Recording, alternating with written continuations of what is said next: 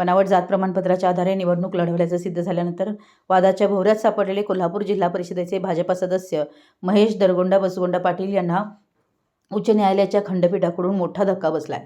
जात प्रमाणपत्र पडताळणी समितीने काढलेले प्रतिकूल निष्कर्ष लक्षात घेता न्यायमूर्ती मिलिंद जाधव व न्यायमूर्ती देशपांडे यांच्या खंडपीठानं महेश पाटील यांच्यावर फौजदारी गुन्हा दाखल करण्याच्या प्रक्रियेला स्थगिती देण्यास किंवा संरक्षण देण्यास स्पष्ट नकार दिलाय। काही गडबडीने कोणताही दिलासा देण्यास खंडपीठाने प्रतिकूलता दर्शवली व पुढील आठवड्यात सुनावणी ठेवली आहे।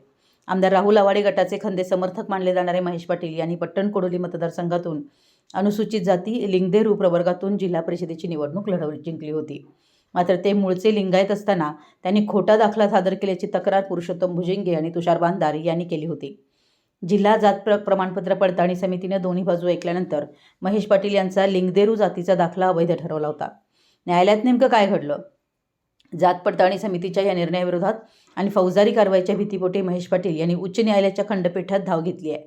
या प्रकरणाच्या सुनावणी दरम्यान न्यायालयाचं कामकाज सुरू असताना याचिकाकर्त्यांच्या वकिलांनी सदर जात वैधता प्रमाणपत्र हे रीतसर आणि कायदेशीर प्रक्रिया पूर्ण करूनच जारी करण्यात आलं होतं असा दावा न्यायालयासमोर केला। तसेच पोलिसांकडून होणारी संभाव्य अटक किंवा थेट FIR दाखल करण्याच्या कारवाईपासून महेश पाटील यांना कायदेशीर संरक्षण देण्यात यावं अशी विनंती वकिलांनी न्यायालयाला केली।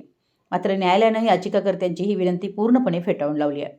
जात पडताळणी समितीनं आपल्या आदेशात नोंदवलेले गंभीर आणि प्रतिकूल निष्कर्ष पाहता न्यायालय अशा प्रकरणात हस्तक्षेप करू शकत नाही असं खंडपीठानं स्पष्ट केलं आहे। पडताळणी समितीने दिलेल्या अहवालात महेश पाटील यांनी बोगस कागदपत्रांचा आधार घेतल्याचं स्पष्ट नमूद केल्याकडे न्यायालयाचं लक्ष वेधलं।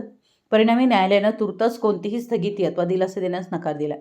न्यायालयाच्या या भूमिकेमुळे महेश पाटील यांच्या अडचणीत कमालीची वाढ झाली असून कोणत्याही क्षणी त्यांच्यावर पोलीस फसवणूक आणि बनावटगिरीचा गुन्हा दाखल होण्याची शक्यता वर्तवली जाते। या निर्णयामुळे आवाडी गटाला राजकीय क्षेत्रात मोठ्या बॅकफूटवर जावं लागलं असून कोल्हापूरच्या राजकीय वर्तुळात या सुनावणीची जोरदार चर्चा सुरू आहे। मराठी एस न्यूजसाठी हुपरीहून सतीश कंकणे।